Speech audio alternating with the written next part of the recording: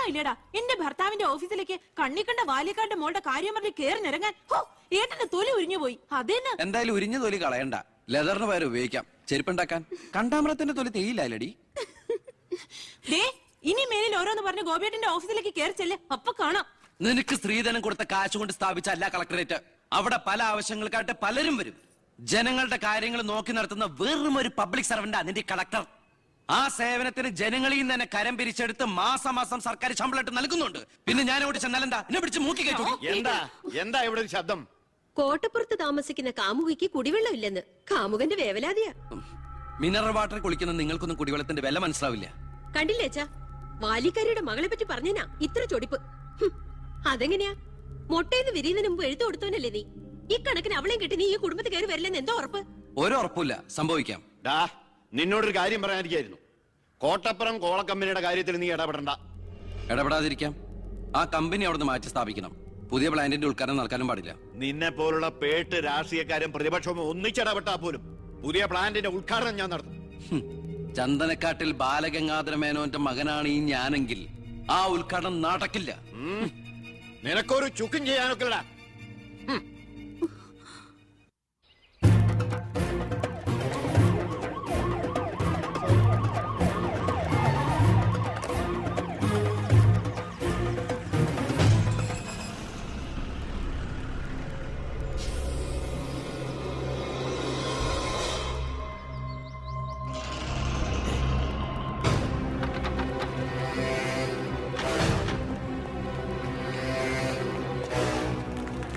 ഉദ്ഘാടനം തടയാനാണ് ഉദ്ദേശമെങ്കിൽ ഇവർക്ക് മുന്നിൽ വെച്ച് ബലം പ്രയോഗിക്കേണ്ടി വരും. എന്താ പ്രശ്നം? ഉണ്ണി, ഈ ഉദ്ഘാടനം മുടക്കരുത്. ഞാനല്ലല്ലോ മുടക്കുന്നത്, കോടതിയല്ലേ. Excuse me. ഇനി ഒരു ഉത്തരവുണ്ടാവുന്നവരെ കമ്പനിയുടെ ഉദ്ഘാടനവും പ്രവർത്തനവും നിരോധിച്ചുകൊണ്ടുള്ള ഹൈക്കോടതിയുടെ സ്റ്റേ ഓർഡർ. മന്ത്രിക്ക് മേൽ പരുന്തും പറക്കില്ലെന്ന് സാർ കരുതിയെങ്കിൽ തെറ്റി. ലെജിസ്ലേറ്റീവിനേക്കാൾ പവർ ജുഡീഷ്യറിക്കാ. എക്സിക്യൂട്ടീവ് മജിസ്ട്രേറ്റിന്റെ അധികാരമുള്ള ഈ ജില്ലാ കളക്ടർ ഇടയ്ക്ക് ഇതൊക്കെ ഒന്ന് പറഞ്ഞ് മനസ്സിലാക്കി കൊടുക്കണം. പിന്നെ കുറച്ചു പേർക്ക് തൊഴിൽ കൊടുക്കുന്ന ഏത് സംരംഭങ്ങൾക്കും ഞങ്ങൾ എതിരല്ല. പക്ഷെ അതിവിടുത്തെ മണ്ണും ജലവും എന്തിനെ ശ്വസിക്കുന്ന വായു പോലും മലിനപ്പെടുത്തിക്കൊണ്ട് ഒരു ബഹുരാഷ്ട്ര കുത്തയ്ക്കും തീരെ എഴുതി കൊടുക്കാൻ ഞങ്ങൾ അനുവദിക്കില്ല. കുടിവെള്ളം ജനങ്ങളുടെ അവകാശമാണ്, അത് പെപ്കോ കോളയുടെ ഔദാര്യമല്ല.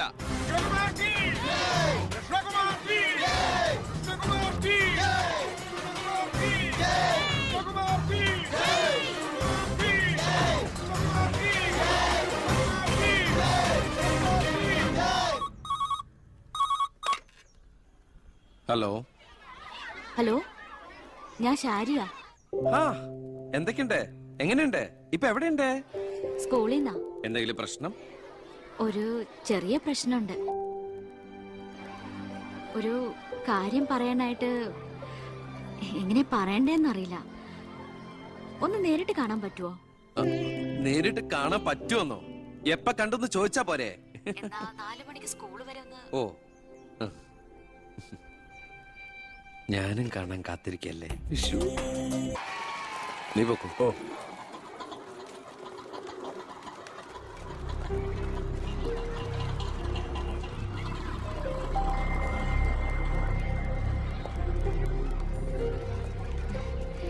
ഞാൻ ഇങ്ങോട്ട് വിളിച്ചത് ബുദ്ധിമുട്ടായോ? ശാരി എന്നെ ഏത് പാതാളത്തിലേക്ക് വിളിച്ചാലും എനിക്ക് വരാൻ ഒരു ബുദ്ധിമുട്ടില്ല.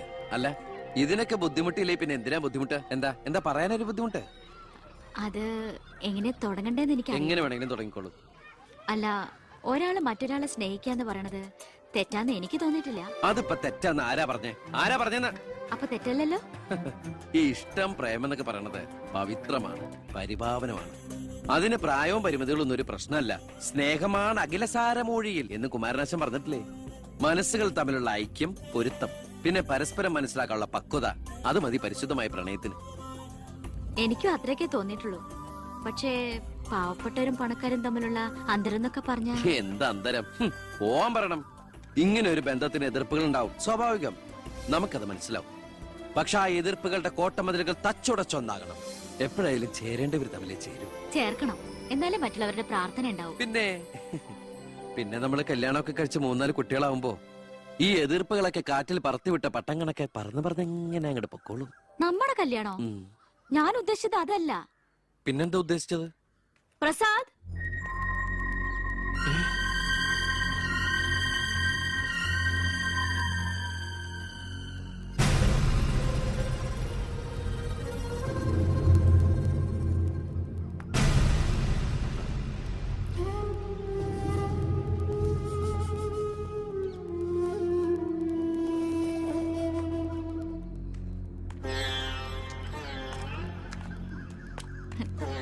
ഇത് പ്രസാദ്, ഈ സ്കൂളിലെ മാഷാ. ഹലോ. ഇവക്ക് ഭയങ്കര പേടിയായിരുന്നു. ഏട്ടന്റെ നല്ല മനസ്സാണ്, പറഞ്ഞാ മനസ്സിലാവുന്നൊക്കെ ഞാനാ പറഞ്ഞത്. ഇപ്പൊ സന്തോഷായില്ലേ? മീനൂട്ടി, എന്താ ഇത്? എന്നാലും നീ സുഹൃത്തുക്കളായിരുന്നു, പിന്നീട് അടുത്തുപോയി. പിരിയാൻ പറ്റണില്ല. ഒരുപക്ഷെ ഏട്ടൻ അറിഞ്ഞിട്ടുണ്ടാവില്ല വീട്ടിൽ എനിക്കൊരു കല്യാണാലോചന നടക്കുന്ന കാര്യം. ഏതാണ്ട് ഉറപ്പിച്ച പോലെ അച്ഛൻ IAS IPS വീട്ടിൽ നിറയ്ക്കാനുള്ള ശ്രമത്തില്. പക്ഷെ എന്റെ ഇഷ്ടം അറിയാൻ ആർക്കും താല്പര്യമില്ല. ചോദിച്ചിട്ടില്ല ഒരു വാക്ക് പോലും ആരും. എനിക്കിപ്പോ പറയാൻ ഏട്ടൻ മാത്രമേ ഉള്ളൂ.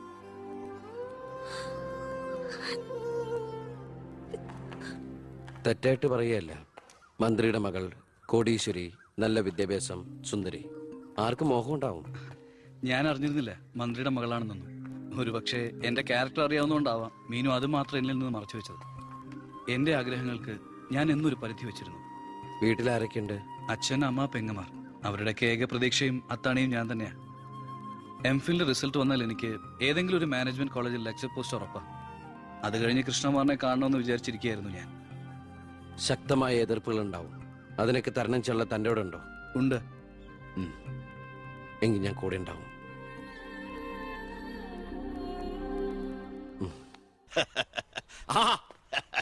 ദേ വരുന്ന എന്റെ ഒരേ ഒരു സൽപുത്രൻ. നാട് ഭരിക്കുന്ന മന്ത്രിയൊക്കെ നാട് ഭരിച്ചാലല്ലേ തിരക്കറിയാൻ പറ്റും. അല്ല, ഞാൻ മോനെയാണ് ഉദ്ദേശിച്ചത്. നേരെ അടുക്കളയോട്ട് പോവാന്നോ? ഇവിടെ നടക്കുന്ന ചടങ്ങ് എന്താണെന്ന് മനസ്സിലായോ? മീനൂട്ടിയുടെ കല്യാണം ഉറപ്പിക്കുക. ഓ, അത് ശരി. ഞാനും വിചാരിച്ചു എന്താണ് ഇവിടെ ASP ആയിട്ട് ഒരു ബിസിനസ് എന്ന്. എന്നിട്ട് കച്ചവടം ഉറപ്പിച്ചോ? ഇപ്പൊ ഉറപ്പിക്കും. Hello, I am Harindran from Singapore. ഏയ്, ഒരു മിനിറ്റ്. ഇനി ഹരീന്ദ്രൻ സാർ ഇരിക്കുക. അല്ല, ചുമ്മാ കയറി നിൽക്കണ്ടല്ലോ. ഈ കല്യാണം നടക്കില്ല. അവൾക്ക് വേറെ ചെറുപ്പക്കാരൻ ഇഷ്ടാ. പയ്യൻ കോട്ടപ്പുറ സ്കൂളിലെ മാഷ, പേര് പ്രസാദ്. അവൾക്ക് ഈ കല്യാണത്തിന് ഇഷ്ടമല്ലാത്ത നിലയ്ക്ക് ഇതിന്ന് പിന്തിരിയല്ലേ ബുദ്ധി. അതല്ലേ നല്ലത്. പെണ്ണിന്റെ ഫ്ലാഷ് ബാക്ക് എനിക്കൊരു പ്രശ്നമല്ല. അല്ല, ഇതിൽ ഇടപെടാൻ താനാരാ? ഞാൻ അവളുടെ ഒരു ആങ്ങള. എനിക്ക് പെണ്ണിന്റെ അച്ഛനുമായിട്ട് അടിയില്. ഇവിടുത്തെ മന്ത്രിക്ക് ഒരു IPS ആവശ്യമാണ്. എനിക്കൊരു മന്ത്രി, ഒരു ഗീവ് ആൻഡ് ടേക്ക് പോളിസി. ഓ, അത് ശരി. അങ്ങനെ ഒരു ബന്ധമാണ് അച്ഛനും നിങ്ങളും ആഗ്രഹിക്കുന്നെങ്കില് നിങ്ങൾക്ക് തമ്മിലാണ് കല്യാണം കഴിച്ചൂടെ? ഒരു ഗിവ് ആൻഡ് ടേക്ക്. അയ്യോ, ഞാനില്ല, എന്നെ ഒഴിവാക്കിയേക്ക്. നിങ്ങൾ തമ്മിലാവുമ്പോ നല്ല ചർച്ചയായിരിക്കും. മേഡ് ഫോർ ഈച്ച് അതറാ. അവൻ ചിരിച്ചോണ്ടാ ഇടപഴകുന്നേ. കുഴപ്പമില്ലെന്ന് തോന്നുന്നു. ചിരിച്ചോണ്ട് പൊളിച്ച തെറി പറയാനും എടുക്കണ മകനെ. വാ മോളെ.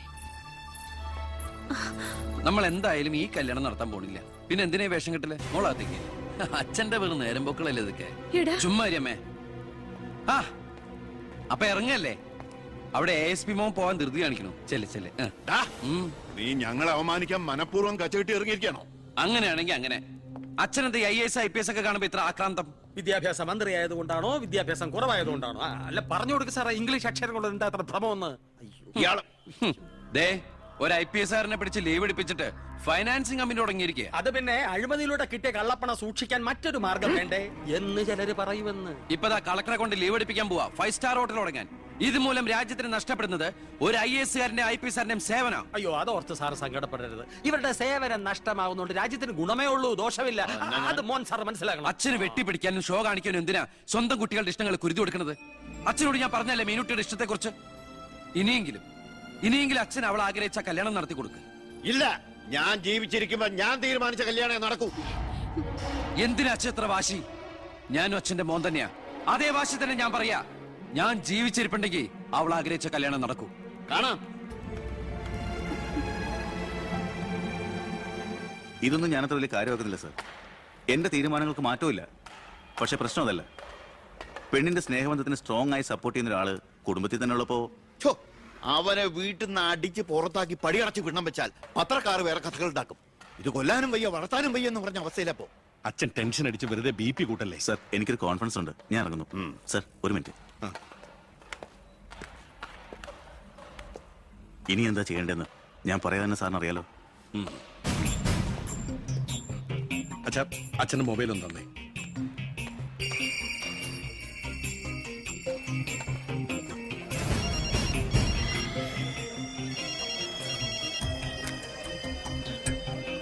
ഹലോ. ആ പവിത്രന് പേര് പ്രസാദ്, കോട്ടപ്പുറം UP സ്കൂളിലെ കണക്ക് വാദ്യാൻ. ആ രാഷ്ട്രീയ വൈരാഗ്യം. ആ പിന്നെ വിവരങ്ങൾ അപ്പപ്പ തന്നെ അറിയിക്കണം. ആ നീ ഇപ്പൊ എന്ത് ചെയ്യാൻ പോവാ? അച്ഛൻ ആരുടെ മുമ്പിലും തല കുനിക്കുന്നത് കാണാൻ എനിക്ക് വയ്യ. നമ്മുടെ മീനുവിന്റെ കല്യാണം മാന്യമായി നടത്തണ്ടേ അച്ഛാ?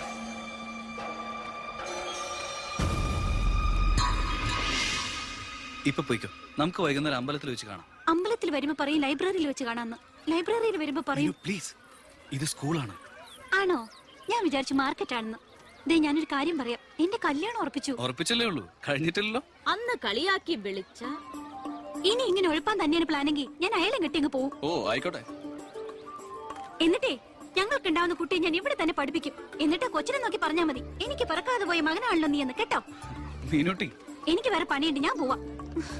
ഓ, ഇങ്ങനെ ഒരു മണിക്കൂസിനെയാണല്ലോ ഈശ്വര ഞാൻ സ്നേഹിച്ചത്. ഇന്ത്യയുടെ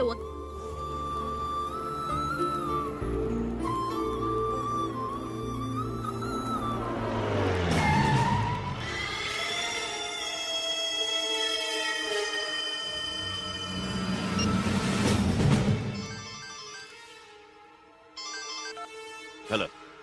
ആ ഉണ്ട്, കൊടുക്കാം. പവിത്ര എന്തോ നിനക്ക. ഹലോ, പവിത്ര സാറല്ലേ? ഞങ്ങൾ സ്കൂളിലെത്തി. ആ ഇനി ഈ നമ്പറിലേക്ക് വിളിക്കണ്ട. ആ ശരി ശരി, ഓക്കെ. +9 = 25. ഇനി എല്ലാവരും ഇത് എഴുതിയെടുത്തോളൂ.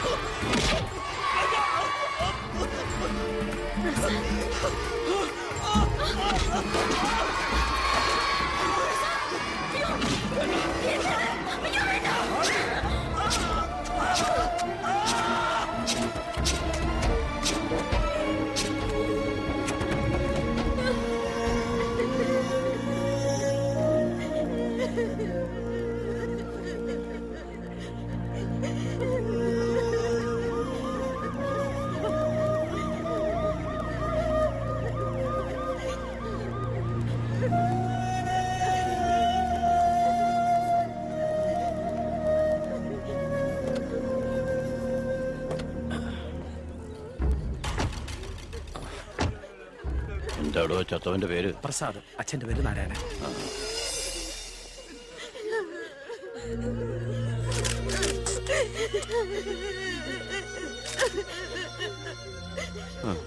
പ്രസാദിന്റെ അച്ഛൻ ഞാനാണ് കേട്ടാ. പ്രസാദ് എപ്പോഴും പറയുമായിരുന്നു അച്ഛനെ കുറിച്ച്. വിഷമിക്കരുത്.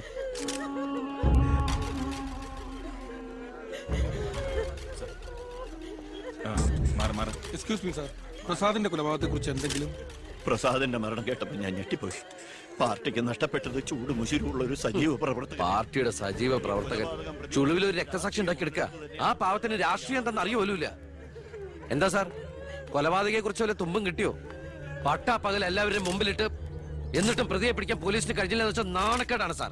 താൻ എന്തിനാ എന്റെ അടുക്ക ചൂടാവുന്നേ? അധികാരമുള്ളവർ പറയുന്നത് അനുസരിക്കാൻ എനിക്ക് കഴിയൂ. അധികാരമുണ്ടോ എനിക്ക്? എങ്കിൽ താൻ പറയുന്നത് അക്ഷരം പ്രതി അനുസരിക്കാൻ ഞാൻ. അഭിമാനം. കൊലപാതകയെ പറ്റി വ്യക്തമായ സൂചന എനിക്ക് ലഭിച്ചിട്ടുണ്ട്. എങ്കിൽ പിന്നെ സാറിനെ അവരെ അറസ്റ്റ് ചെയ്തൂടെ? വെറുതെ അറസ്റ്റ് ചെയ്തിട്ട് കാര്യമൊന്നുമില്ല. സാക്ഷികൾ വേണം. അല്ലെങ്കിൽ കോടതിയിൽ നിന്ന് പുല്ല് പോലും ഇറങ്ങിപ്പോരും. സാക്ഷി പറയാൻ ആളുണ്ടാവണം. ആരും ഉണ്ടാവില്ല. ഉണ്ടെങ്കിലോ അധികാരികളുടെ ഒക്കെ ഉത്തരവിന് മേലെ നിന്നുകൊണ്ട് ഞാൻ പ്രതിയെ കസ്റ്റഡിയിലെടുക്കാം. ശിക്ഷ വാങ്ങിക്കൊടുക്കാം. കുട്ടികളുടെ മുന്നിലിട്ട് കുട്ടികളുടെ ഷോക്ക് ഇതുവരെ വിട്ടുമാറിയിട്ടില്ല. പ്രസാദിന്റെ അച്ഛനും അമ്മയും പെങ്ങളും ഒക്കെ അവരുടെ കണ്ണീര് നമുക്ക് കണ്ടില്ലെന്ന് അടിക്കാൻ പറ്റുമോ? വേണ്ട കുഞ്ഞെ, അവരൊക്കെ വലിയ വലിയ ആളുകളാ. എനിക്ക് ഇവളല്ലാതെ വേറെ ആരുമില്ല. കൊള്ളാവുന്ന ഒരുത്തരെ ഇവളെ കൈപിടിച്ചു കൊടുത്ത് മനസമാധാനത്തോടെ മരിക്കണം എന്നാ എന്റെ ആഗ്രഹം. ശരി, പ്രസാദിന്റെ കൊലപാതകത്തിൽ നിന്ന് നമുക്ക് അങ്ങനെ ഒഴിഞ്ഞു മാറാൻ പറ്റൂ? ഒരു തരത്തിലും നമുക്കില്ലേ പങ്ക്? താൻ ഒരാൾ വിചാരിച്ചാല് കൊലപാതകയെ കോടതിയുടെ മുമ്പിൽ കൊണ്ടുവരാൻ പറ്റും, വ്യക്തമായ സാക്ഷിമൊഴികളോടെ. എന്നെ വിശ്വാസമില്ല ശരിക്ക്. ഞാൻ വരാം.